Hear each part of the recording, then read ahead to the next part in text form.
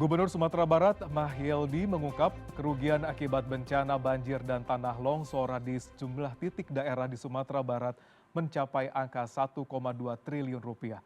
Selain kerugian material, ratusan orang juga masih dinyatakan hilang dan sekitar 130 ribu warga masih mengungsi. Lebih dari 30.000 bangunan rumah, gedung sekolah, rumah sakit, serta 13.000 hektar areal persawahan dan infrastruktur rusak dengan kerugian diperkirakan mencapai 1,2 triliun rupiah. Gubernur Mahyeldi memperkirakan proses pemulihan akan berjalan dalam jangka waktu yang cukup lama. Terlebih efisiensi anggaran di tahun 2026 akan menjadi hambatan dalam proses pemulihan. Kerugian kita lebih 1 triliun, 1,2 triliun lebih kurang. Dan kemudian juga areal pertanian kita yang rusak, itu juga ada lebih kurang 13.000 hektar. Dan kemudian juga sekarang masyarakat yang masih mengungsi, itu ada 130.000 orang lebih kurang. Dan sampai itu juga yang meninggal, data sore tadi itu 151, dan kemudian ya. Banjir dan longsor di Sumatera memutus distribusi, merusak infrastruktur, merusak rumah, sawah, dan menekan ekonomi nasional hingga puluhan triliun. Data menunjukkan dampaknya lebih besar di daerah dengan tambang dan sawit di wilayah terdampak. Publik menunggu langkah tegas agar bencana ini tak jadi pola tahunan dan tak semakin menggerus anggaran. Dan malam ini kita akan membahasnya bersama Nailul Huda, Director of Digital Economy Celios, dan juga Rizal Taufikur Rahman, Kepala Pusat Makroekonomi dan Keuangan Indef. Dan sudah tersambung melalui aplikasi Zoom, Daniel Johan, anggota DPR RI Komisi 11. Komisi 4, mohon maaf Pak. Saya langsung ke Pak Daniel terlebih dahulu. Pak Daniel, mohon maaf Pak.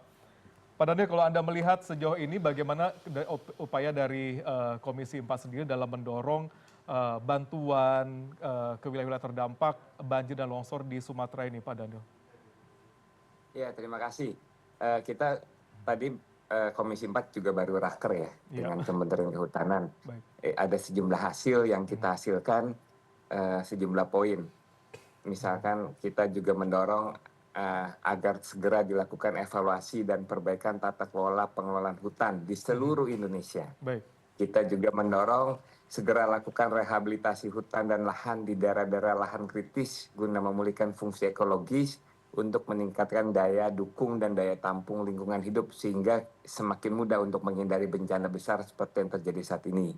Kita juga meminta adanya penindakan tegas ya terhadap perusahaan pemegang perizinan sehingga apalagi yang kita memastikan tidak adanya terjadi pelanggaran-pelanggaran. Tetapi pada saat yang sama juga kita mendorong agar pemerintah yang paling utama adalah satu memastikan bantuan-bantuan darurat kepada para korban terdampak ya, sandang, pangan, papan, khususnya kesehatan juga. Tetapi yang harus kita dorong adalah bantuan, kepastian, jaminan dari pemerintah pasca bencana. Karena seluruh korban terdampak itu ekonominya hancur. Mereka kehilangan keluarga, kehilangan rumah, kehilangan bahkan kampungnya ada yang sampai hilang ya. Jadi kita juga meminta nanti melalui fraksi-fraksi kita akan komunikasi di antar komisi kita saling mendorong termasuk tadi dorongan dari Komisi 11 agar Pak Menteri Keuangan juga punya komitmen ya, punya empati untuk memprioritaskan pembangunan kembali wilayah-wilayah korban-korban yang terdampak sangat tragis. Baik. Pak Daniel, sudah dilakukan koordinasi dan komunikasi dengan antar komisi dan juga Kementerian Keuangan dalam upaya rekonstruksi nanti ke depannya seperti apa. Namun kita melihat data yang disampaikan oleh teman-teman dari Indef dan juga Celios, ini datanya hampir sama bahwa kerugian nasional bisa mencapai 68,8 atau 0,6 triliun akibat bencana banjir dan longsor. Mungkin saya langsung ke Mas Nailul terlebih dahulu. Mas Nailul, kalau dari data yang disampaikan ada kerugian material langsung mencapai 2,2 triliun dan kerugian nasional itu di 68,6 triliun. Indikator paling kuat menunjukkan bencana ini bukan semata akibat faktor cuaca, tapi ada ulah tangan manusia di dalamnya. Itu seperti apa sebenarnya? Akhirnya keluar angka puluhan triliun ini. Ya, yang pertama adalah kita juga melakukan kajian. Ya. Sebelum itu kan kita melakukan kajian sama Greenpeace terkait dengan desa yang dia tergantung dengan tambang. Di situ memang dijelaskan bahwa desa-desa yang dia menggantungkan hidupnya dari tambang itu mempunyai potensi untuk banjir itu lebih besar. Nah, ini yang jadi dasar kita. Nah, kemudian kita hitung. Dan kita hitung itu dari berbagai faktor. Misalkan tadi sampaikan juga sama Pak Gub Sumbar bahwa di situ ada kerugian rumah. Nah, kita cut off-nya kan sampai 30 November ya. Itu terdapat 61.000 lebih ya rumah yang terdampak di 3 provinsi itu. Kemudian kalau kita lihat kepala keluarga atau jumlah keluarga yang terdampak itu mencapai 96.110 kepala keluarga yang dia tidak dapat melakukan aktivitas ekonomi akibat dari banjir tersebut gitu kan. Terus ada juga dari lahan sawah dan juga jalan dan jembatan yang memang rusak di situ. Nah, ini kan sebenarnya kan kerusakan yang memang kalau kita lihat ditimbulkan dari aktivitas penggundulan hutan ya yang ilegal, kemudian terkait juga dengan pertambangan di situ juga ada. Ini yang kita lihat akhirnya merugikan dari ekosistem hutan.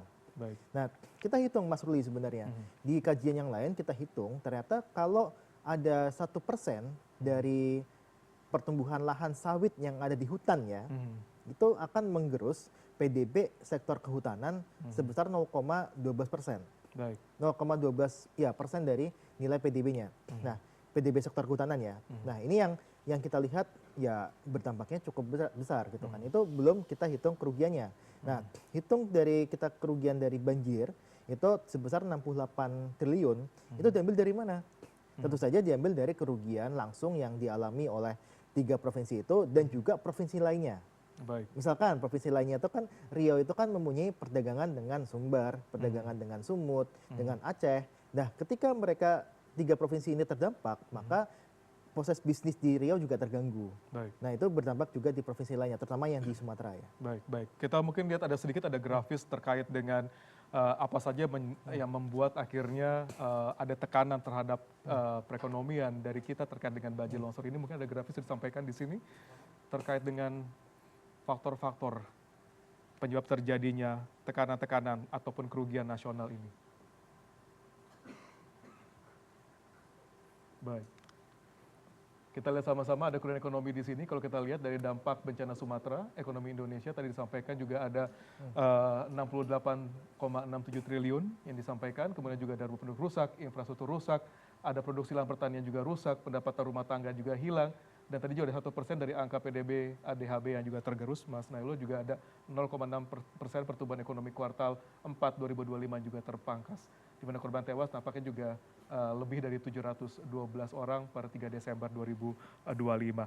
Mungkin saya sebelum ke Mas Taufik, kita akan bahas terkait dengan kerugian nasional. Saya mungkin ke Mas Daniel, Pak Daniel terlebih dahulu. Pak Daniel, kalau kita lihat sejauh ini evaluasi yang paling apa ya bisa dikatakan mungkin paling krusial dari teman-teman atau rekan-rekan di Komisi 4 terkait dengan kondisi yang terjadi di Sumatera ini, alih fungsi lahan, daerah aliran sungai, penambangan,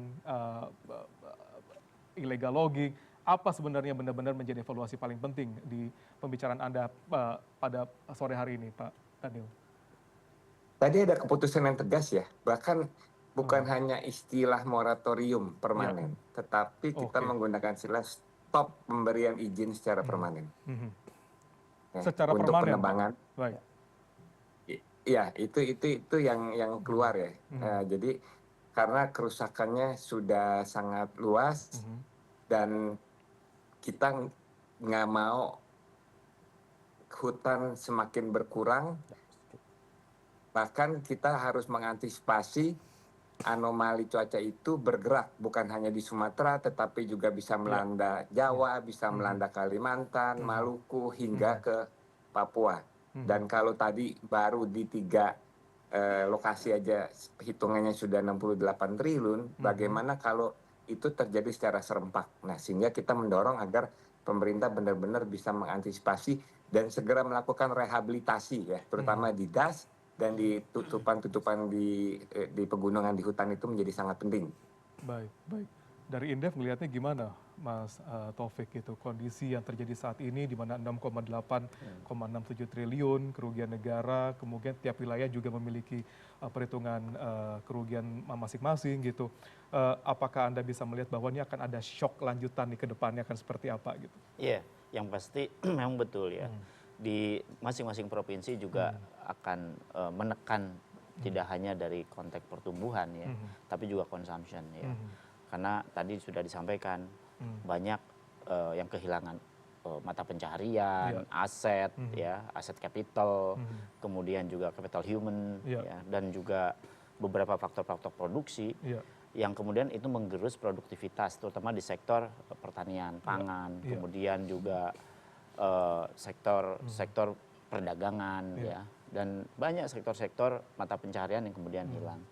Nah, katakanlah di Aceh itu perkiraan kita ya bisa hilang ya, terdegradasi PDB-RB-nya dengan situasi seperti ini.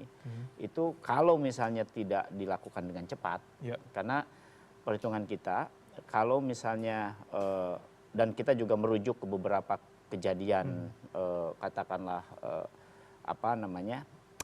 bencana gitu ya.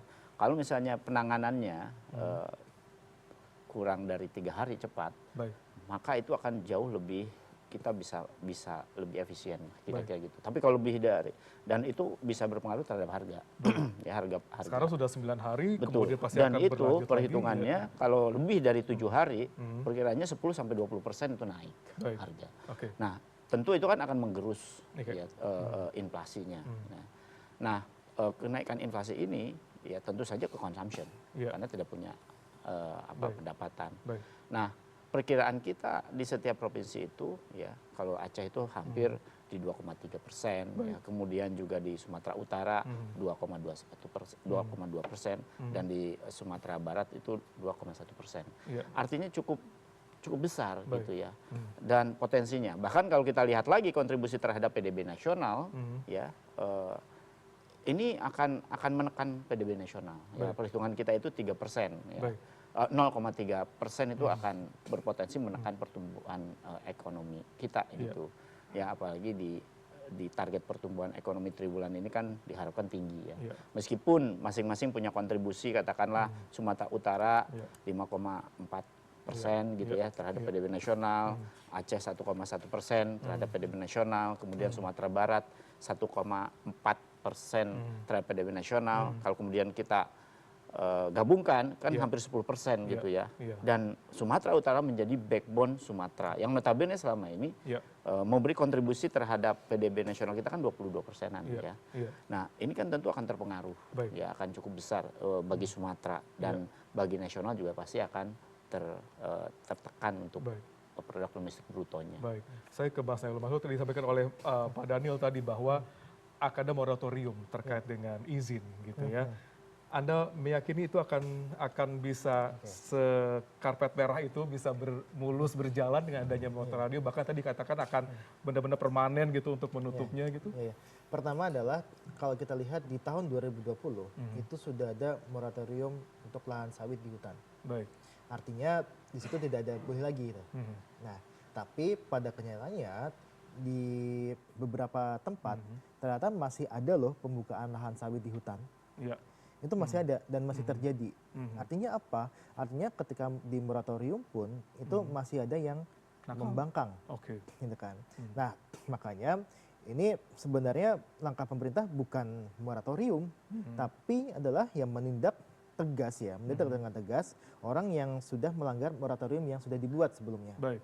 Dan ini sudah, kalau kita lihat dari berbagai berita ya, bahwa di situ disebutkan bahwa di situ ada izin dari Kementerian Kehutanan dan sebagainya yang memberikan izin kepada perusahaan untuk membuka lahan di daerah tertentu. Tentu itu harus jadi pertanggungjawaban Pak Menteri dong.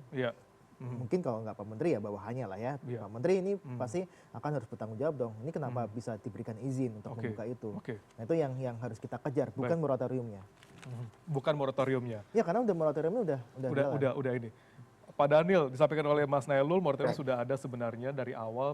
apa sebenarnya akan berubah nanti ke depan dengan adanya pengaturan moratorium sekarang, izin dan kabarnya akan ada revisi undang-undang dari kehutanan, apakah akan benar sangat mengikat dengan sangat tegas, dengan sangat valid, dengan sangat solid kira-kira ke depannya Pak Daniel? Ya tentu kita berharap ya, karena waktu masa moratorium itu pemberian izin adalah pelanggaran seharusnya. Iya. Ya. Nah sebenarnya ini juga bagian yang kita titip nih, mohon maaf sebelumnya, kepada mungkin Pak Mahfud, Pak Jimli, karena kalau terjadi pelanggaran itu juga seharusnya menjadi bagian reformasi di kepolisian, karena bukan kepolisiannya tetapi juga pelanggaran-pelanggaran juga di lapangan tuh banyak keterlibatan oknum-oknum ya. Nah, tapi dengan dampak yang sedemikian besar, saya rasa ini harus menjadi bagian empati, bagian kita untuk seluruhnya memperbaiki diri. Baik, apakah akan ada jaminan kira-kira dengan adanya yang baru ini, di mana kejadian semacam ini merugikan nasional gitu ya, tidak akan menjadi pola-pola tahunan kira-kira ke depannya? Tapi jangan jawab dulu Pak, kita akan bahas lebih dalam lagi setelah usai jeda berikut, tetap di Ekonomi.